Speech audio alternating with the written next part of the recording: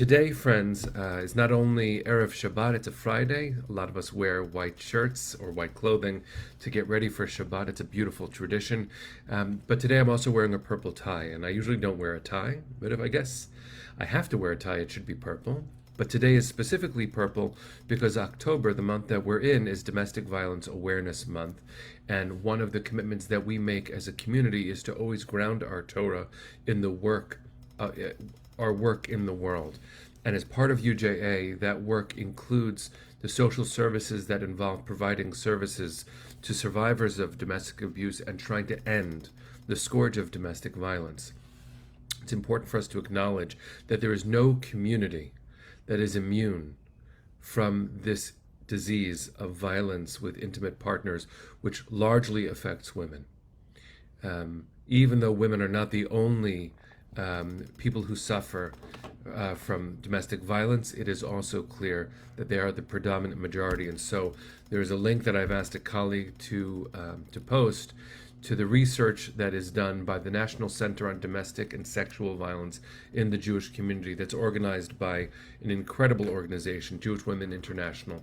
So I hope that you will take the time, friends, to study this issue within the Jewish community and beyond, to know that if you are in need of support and help, clergy is committed to being present and ready to support you. And there are hotlines whose numbers are immediately accessible. Help is available. And this is an incredibly hard topic for us to face. And compounding it when a community hides it is the worst thing a Jewish community can do. And so I am present, UJA is present. The Jewish world is called to be present to eliminate domestic violence as a reality and to respond to cases while it remains a plague in our community. So please, friends, be present, be aware, be vigilant, and know that you deserve safety. Love shouldn't hurt. Now, how to connect this to the Parsha? I actually don't know that that's a mandate. Connecting it to the Parsha is, in a certain sense, learning Torah and living Torah. But let's see if there's a way to look at the Parsha and to understand what our commitments are and where they come from. The Torah, remember, has two different tellings of the creation story. Chapter 1 of the book of Breisheet, of the book of Genesis, the Parsha that we are in as we begin Torah again today, tells the story of humanity being created. And the final act of creation is the human being.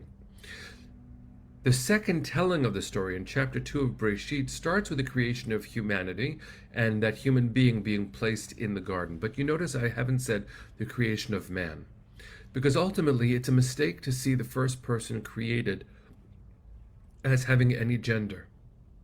We are created in the image of God. It's so important for us to understand that the image of God is actually beyond gender. God is beyond gender. But in so many moments, especially in Jewish educational settings, the assumption is that the first human being was a man. And that mistakes the Torah's text and Jewish theology. And the impact of that is deeply felt in social situations and in patriarchal societies. Because if the first human being created was man, and then woman was created from man, look what I did with my hands. If the first human being created was man, and then the first woman was created from man, that creates an up and a down, a hierarchy, that women are derivative of men, that a woman was created from the rib of men. And that's actually a deep misreading, a very common misreading of the biblical text. Zachar unkeva bara otam is the very first description of how humanity was created. Zachar, male, unkeva, and female, bara otam, did God create them. But them, the plural, is actually referring to B'Tselem Elohim na'asa Adam, that one human being was created in the image of God. Male and female did God create them, which means that first human being had male and female within them. To say man is to rob that first human being of the richness of their identity. And the more we understand about gender, the more that we know it exists on a spectrum. Fully male, fully female, first of all, That's not true. And what we associate with maleness and femaleness is also not true. It's important for us to acknowledge that not only are the gender stereotypes incorrect and inaccurate, they also hurt us because it presumes that power is in the primary, which means in this misconception, male, men. And women, in that misreading, theological, biblical misreading, are subservient to men. That is an incredible wrong, and it is perpetuated in societies that we could call patriarchal, where men are in charge, because domestic violence is not how do I say this? Domestic violence is blasphemy against God. That's the simplest way of saying it. To misunderstand the image of God and to locate it more in men than in women is to cede control by one gender to another. And that is not God's vision for the world. That is not the way we are called to see this world. That is not the way we are called to act in this world. It is a misreading to say that women were created from the rib of men. Eve created from the rib of Adam. That's a misread. In fact, the Hebrew for what is mistranslated as rib is tsela. God caused the first human being to fall asleep, seeing that it was not good for a human being to be alone. Lo tov heyot adam levado. It's not good for a person to be alone. We mistranslate that as it's not good for man to be alone. But it's not good for anyone to be alone. And God discovers that, watching the first human being, who's created zachar unkeva, male and female. Some midrashim suggest that the first human being was a hermaphrodite, having sexual organs of both genders. And that when God caused that first human being to sleep, God split that human being into two. And of course, there are issues that are involved in this when it comes to what it is to reconnect as human beings intimately. It's not only male and female in terms of our bodies, it's maleness and femaleness, which is a swirl of identity that's within all of us. But when we locate more of God in one gender, even if we only say that that gender was created first by God, we cede control and we create disparities. We create differences in power in the way we think about being a woman and being a man, or any of the genders in between. It's so important for us to re-examine these texts and to understand that the image of God is a universal human truth, and the dignity each one of us deserves means that domestic violence, again, is a blasphemy against God. It is ignoring the divine image in another human being and trying to control them and hurt them. It is a sin. And what we do as a Jewish community matters. I remember a long time ago, I was an assistant rabbi in Sharon, Massachusetts, just ordained. It was in 2002. And I made the decision that I was going to speak about domestic violence from the Bima on Yom Kippur. I gave a drash. I gave a sermon about domestic violence. When I was done, I was walking in the hallway of the shul, and two sweet members of the shul, older women, came up to me and said, Rabbi, you shouldn't speak about such ugly things from the Bima. That doesn't happen here.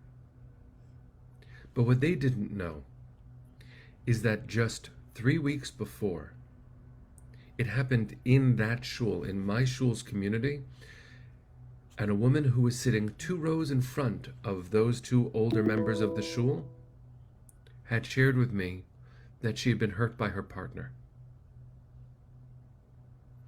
Domestic violence can seem invisible, especially to those who are suffering from it. We can't allow that to remain the case. We cannot collude with violence, especially because that violence represents an assault on God's own image. And so there are a few things I want to say. Number one, you deserve safety and dignity. And I imagine as is always the case when we talk about this, friends, that someone in our community is hurting. Some of you are sharing that you have survived domestic violence. I bless you and acknowledge you, and I see you. Thank you for sharing that. Thank you for taking care of yourself. We have an obligation as a Jewish community to take care of every member of our society, every member of our community. And so there's one crucial thing that I hope you will amplify in your community and certainly in your heart. Believe women. I know too many instances of Jewish communities who have ignored women when they say they're being hurt. Women who are sent back home for the sake of shalom bayit, peace at home. But that's not peace at home. And that's not a religious response. We have the responsibility not only to listen and to believe, but to respond with support. And UJA stands in solidarity with women and with men who have been hurt. And we do a lot of work through our social service partners, including NILAG, and in partnership with organizations like Jewish Women International. And all of that is in the language of mitzvah. Because it is a sin to hurt a human being. It is blasphemy to hurt an image of God. It is a mitzvah to stand for God's dignity by protecting human bodies. We must believe people when they tell us they're being hurt. So please, friends, amplify this. Find a Jewish Domestic Violence Network resource, including Jewish Women International, National Council for Jewish Women, NILAG, and support them. We are all obligated, because we are all created in the image of God. We should conduct ourselves with grace and with care. It's not invisible, friends. I see you. Our community sees you. We are obligated to keep our eyes open, even when we wish something weren't true, and to build a world where no one is hurt. No one is hurt. Let's go into Shabbos with that commitment, envisioning a world, a taste of the world to come through Shabbos, where we help each other be strong and safe. Love should never hurt. Love should never hurt. Let's sing our way into Shabbos, friends. Here we go.